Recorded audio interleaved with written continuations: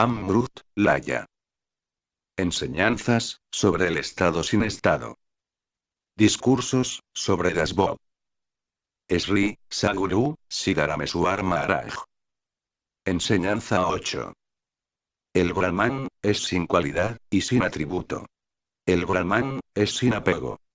El Brahman, es sin cambio. No tiene ningún límite. Eso es lo que dicen los sabios. Dasbod. Capítulo 7, sección 2, verso 11. ¿Cómo es acaso el Brahman? El Brahman, no tiene ninguna forma.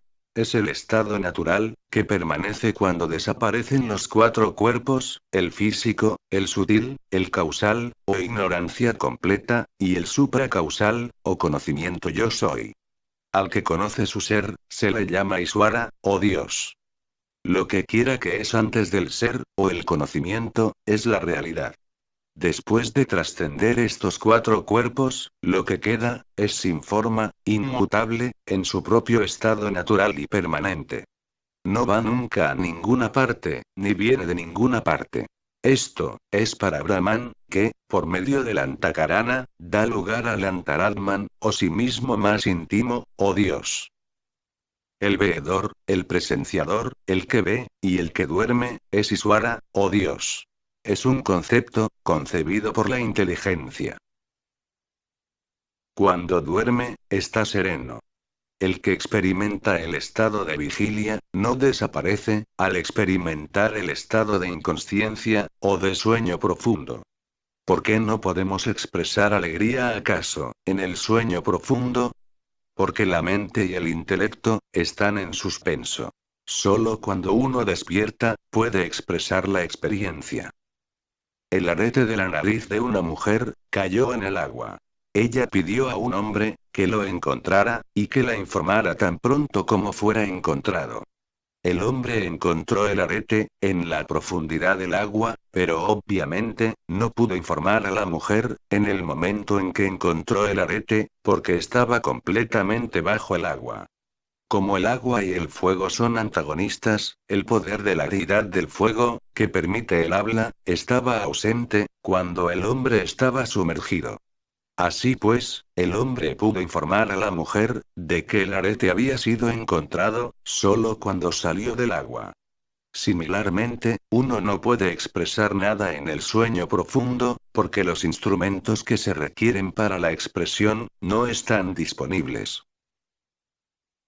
Durante el sueño profundo, la mente está en suspenso. De aquí, que la mente no pueda decir nada. Imaginemos que un hombre sube algunos escalones. Si su mente no está enfocada sobre el número de escalones que ha subido, entonces no será capaz de decir el número exacto. Pero él sí mismo, sabe completamente, que ha subido los escalones. El sí mismo, existe durante el sueño profundo, durante la vigilia, y durante el samadhi. ¿Quién experimenta acaso el sueño profundo, y el samadhi? Solo él, el sí mismo. Si él no estuviera aquí, ¿quién habría acaso, para experimentar el sueño profundo? Así pues, el sí mismo es consciencia, la esencia de la presenciación. Y antes de ese sí mismo, es para Brahman. El Antaratman, el sí mismo más íntimo, es el yo, o Dios. El Antaratman, es el alma o espíritu supremo, inherente, o que reside en el interior del hombre como Dios. Él es Dios, y la consciencia, es su naturaleza eterna. Él, Dios, reside en el corazón de todo, animales, pájaros, deidades, demonios, Ram, Krishna, etc. Si él no está ahí, los objetos devienen muertos, como un trono de madera. Cuando él desaparece, los oídos, los ojos, la nariz, etc., son todos inútiles. Cuando él desaparece, todos los objetos devienen inmóviles. Toda la grandeza, se debe a él. Si él se desvanece, entonces todo perece. Se debe a él, que hay actividad mundana, así como comprensión espiritual. Todo esto, se debe a su existencia. Mientras él existe, también existen los dioses, los demonios, las costumbres, etc. Pero si él desaparece, las gentes ya no tocan el cuerpo, por impuro, porque se convierte en un cadáver. Es, el sí mismo interior, el que imbuye al cuerpo, de santidad, o pureza. El que trata a este cuerpo como Dios, no es otro que este sí mismo. Y el que escribe los Vedas, es también este sí mismo interior. Mientras este sí mismo interno permanece interesado en las ideas mundanas, él es Jiva, o el cuerpo grosero. Si comienza a hablar del conocimiento, entonces es Shiva. Cuando Jiva y Shiva desaparecen, lo que queda, es para Brahman. Un hombre que se compromete en un trabajo manual, es un peón.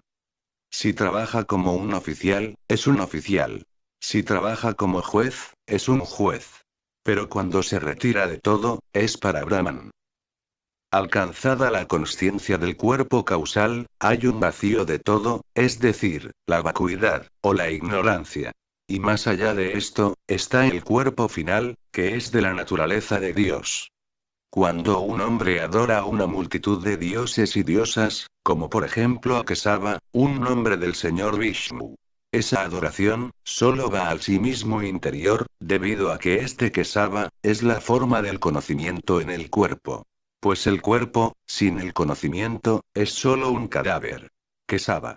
Que, significa conocimiento, y Sava, significa cadáver.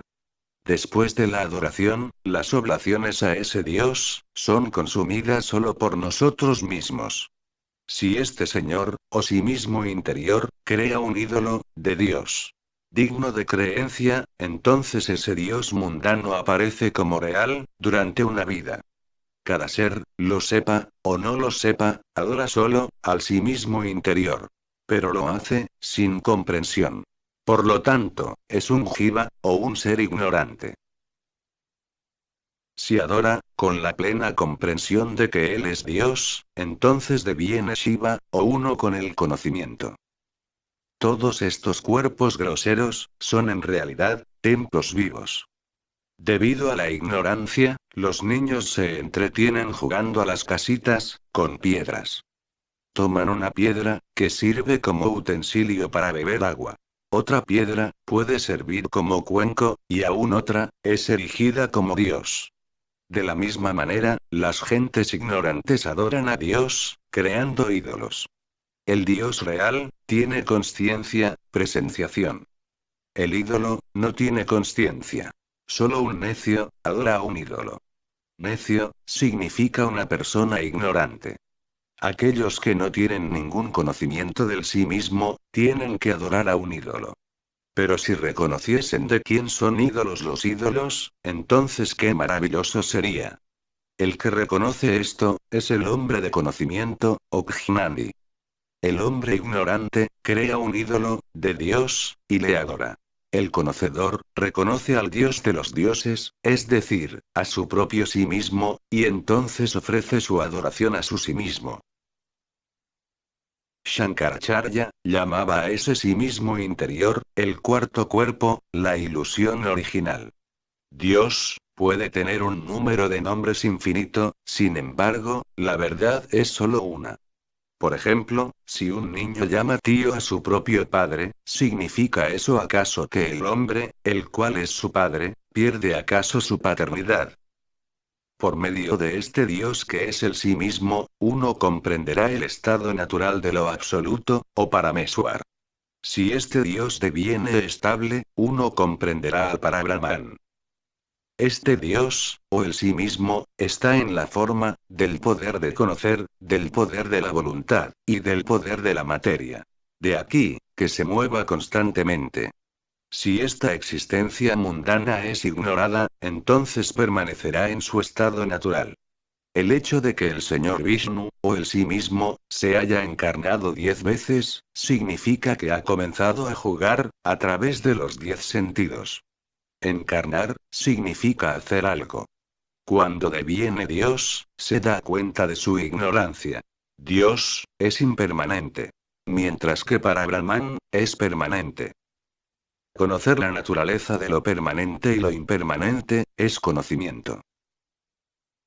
Los seguidores del Vedanta se quedan completamente perplejos cuando tratan de pensar sobre este punto. El sí mismo interior es la base del universo entero, pero el verdadero origen de todo es el impulso de la consciencia que no tiene comienzo ni fin. Por una parte, el mundo es creado, y por otra, todo se desvanece. Si se conoce la propia naturaleza, el sí mismo interior desaparece. Lo permanente existe siempre, y lo impermanente perece. Lo permanente es inmutable. Mientras que lo impermanente está cambiando siempre. El sí mismo, que es impermanente, tiene pasiones, cambios, deseo, cólera, codicia, orgullo, etc. Si alguien le llama bueno, al sí mismo interior, se hincha de orgullo, y si otro le llama malo, se pone triste. Eso significa que el sí mismo interior está sujeto al cambio. El que considera lo mismo, lo que es sin cambio y lo que cambia, es un mendigo. Una persona así, está atrapada en el reino de los 5 elementos. La esencia de los Vedas, es, tú eres, ese principio. El sí mismo, es más allá de los 4 cuerpos. Hay varios métodos, para explicar los Vedas. Brahman y para Brahman, son probados, después de debatir y debatir, 1.000.000 de veces. Yoga, significa unión. El Paramatma, está envuelto en 5 envolturas, o cosas. Primera envoltura. La envoltura del alimento. Es la envoltura exterior, que puede ser llamada una cubierta. Recubre el exterior, para proteger al sí mismo. Este es el cuerpo que consiste en sangre, carne, huesos, pelo, etc., producido a partir del alimento. Segunda envoltura. La envoltura de los pranas o soplos vitales. El sí mismo, está cubierto con 5 soplos vitales, o pranas. Tercera envoltura. La envoltura de la mente. La siguiente, después de la envoltura de los soplos vitales, es la envoltura de la mente, junto con los conceptos. Cuarta envoltura. La envoltura del intelecto. Es la envoltura del intelecto que discrimina o discierne, basado en conceptos tales como pecado, o virtud. O que uno es así, o así. Que uno es Brahman, o Kshatriya, etc. Y quinta envoltura. La envoltura de felicidad. Es la envoltura del descanso, o sueño profundo, o cuando uno se olvida, de uno mismo. En esta envoltura, uno es feliz, pues ha olvidado todo lo que produce infelicidad. Si uno olvida todo, entonces todo es felicidad. Uno es feliz, debido a que ha olvidado todos los sufrimientos. ¿Dónde encuentra acaso el jiva, o alma ignorante, la felicidad? La respuesta es, en el olvido. En el sueño profundo, goza de felicidad, sin saberlo. Narada, nombre de un santo en la mitología india, es nuestra mente. La mente, vaga por los 3 mundos, a saber, el mundo grosero, el mundo sutil, y el mundo causal. Esta mente, canta las alabanzas del Señor, y también entra, en argumentos y disputas. Lleva siempre un cuenco de mendigar, debajo de su brazo. El cuenco de mendigar, es su estómago. Ya vaya uno a la oficina, o a un lugar donde se cantan cantos devocionales, es seguro, que la señora mente llevará con ella, su cuenco de mendigo. Uno mismo, es más allá de todos los estados. Reconocer, las 5 envolturas explicadas arriba. 330 millones de deidades o divinidades, residen en el cuerpo. Todos estos dioses o divinidades, son por causa del cuerpo. Los 25 principios, las 5 envolturas del jiva, y los 3 atributos, sattva, rajas, y tamas. Constituyen estos 330 millones de deidades o divinidades, que viven en la ciudad de Kashi, o el cuerpo. Solo después de trascender las 5 envolturas, uno alcanza de Vishwanath, la deidad que gobierna esta ciudad. Entonces, el cuerpo mismo es casi, o cuerpo o lugar sagrado, para vosotros. Todo lo que hay en el microcosmos, está también en el macrocosmos. Así pues, tenemos que emplear incontables trucos, para probar que vuestra naturaleza verdadera, es para Brahman.